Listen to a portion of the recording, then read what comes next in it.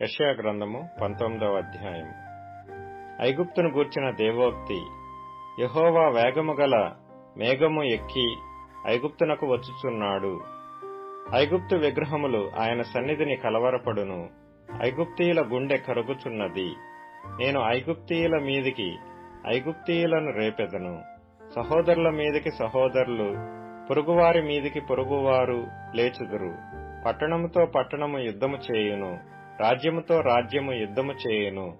ఐగుప్తీయుల యొక్క శౌర్యము నశించును. వారి ఆలోచన శక్తిని నేను మాన్పివేసెదను. కావున వారు విగ్రహముల యొద్దకును, గొణుగువారి యొద్దకును, కర్ణపిశాచి గల వారి యొద్దకును, సోదెగాండ్రి యొద్దకును విచారింప వెళ్ళుదురు. నేను ఐగుప్తీయులను క్రూరమైన అధికారికి అప్పగించెదను. బలాత్కారుడైన రాజు వారి నేలును అని ప్రభువును సైన్యములకు అధిపతియునగు యెహోవా సెలవిచ్చుచున్నాడు. సముద్రములు ఇంకిపోవును, నదియును ఎండి పొడి నేల యగును, ఏటి పాయలును కంపుకొట్టును. ఐగుప్తు కాలువలు ఇంకి ఎండిపోవును, రెల్లెను తొంగలను వాడిపోవును. నైలు నదీ ప్రాంతమున దాని తీరముననున్న బీడులను, దాని యొద్ద విత్తబడిన పైరంతయు ఎండి కొట్టుకొనిపోయి కనబడకపోవును. జాలరులను దుఃఖించెదరు. నైలు నదిలో గాలములు వేయు వారందరూ ప్రలాపించెదరు. జలముల మీద వలలు వేయువారు కృశించిపోవుదురు. దువ్వెనతో దువ్వబడు జనపనార పని చేయువారును, తెల్లని బట్టలు నేయువారును సిగ్గుపడుదురు. రాజ్యస్తంభములు పడగొట్టబడును. కూలి పని చేయువారందరూ మనోవ్యాధి పొందుదురు. ఫరో యొక్క జ్ఞానులైన ఆలోచనకర్తలు, సోయను అధిపతులు కేవలము అవివేకులైరి. ఆలోచన శక్తి పశుప్రాయమాయెను. నేను జ్ఞాని కుమారుడును, పూర్వపు రాజుల కుమారుడునని ఫరోతో మీరెట్లు చెప్పుదురు? నీ జ్ఞానులు ఏమైరి? సైన్యములకు అధిపతియగు యెహోవా ఐగుప్తును గూర్చి నిర్ణయించిన దానిని వారు గ్రహించి నీతో చెప్పవలను గదా. సోయను అధిపతులు అవివేకులైరి, నోపు అధిపతులు మోసపోయిరి. ఐగుప్తు గోత్ర నిర్వాహకులు అది మార్గము తప్పునట్లు చేసిరి. యెహోవా ఐగుప్తు మీద మూర్ఖత గల ఆత్మను కుమ్మరించియున్నాడు.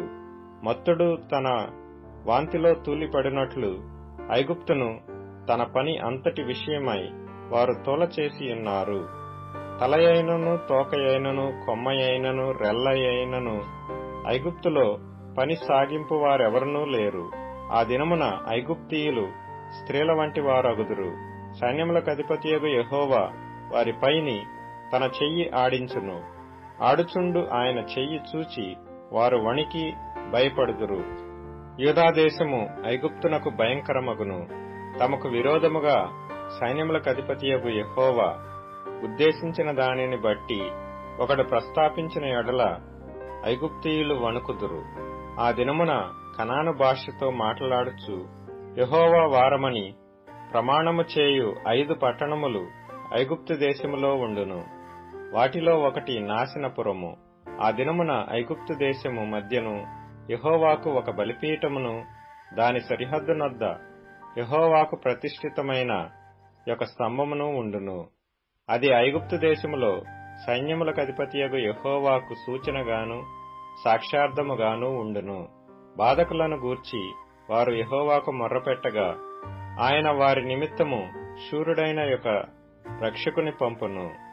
అతడు వారిని విమోచించును. ఐగుప్తీయులు తెలుసుకొనున్నట్లు యెహోవా తన్ను వెల్లడిపరుచుకొనును. ఆ దినమున ఐగుప్తీయులు యెహోవాను తెలిసికొందురు. వారు బలి నైవేద్యములను అర్పించి ఆయనను సేవించెదరు. యెహోవాకు మ్రొక్కుకొనెదరు. తాము చేసుకొనిన మ్రొక్కుబడులను చెల్లించెదరు. యెహోవా వారిని కొట్టును. స్వస్థపరచవలనని ఐగుప్తీయులను కొట్టును. వారు యెహోవా వైపు తిరగగా ఆయన వారి ప్రార్థనను అంగీకరించి వారిని స్వస్థపరచును. ఆ దినమున ఐగుప్తు నుండి అష్షూరుకు రాజమార్గం ఏర్పడును. అష్షూరీయులు ఐగుప్తునకును, ఐగుప్తీయులు అష్షూరునకును వచ్చుచూ పోవచ్చు నుందురు.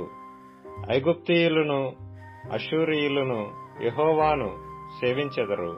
ఆ దినమున ఐగుప్తు అష్షూరీయులతో కూడా ఇశ్రాయేలు 3వ జనమై భూమి మీద ఆశీర్వాద కారణముగా నుండును. సైన్యములకు అధిపతియగు యెహోవా, నా జనమైన ఐగుప్తీయులారా, నా చేతుల పని అయిన అష్షూరీయులారా, నా స్వాస్థ్యమైన ఇశ్రాయేలీయులారా, మీరు ఆశీర్వదింపబడుదురని చెప్పి వారిని ఆశీర్వదించును.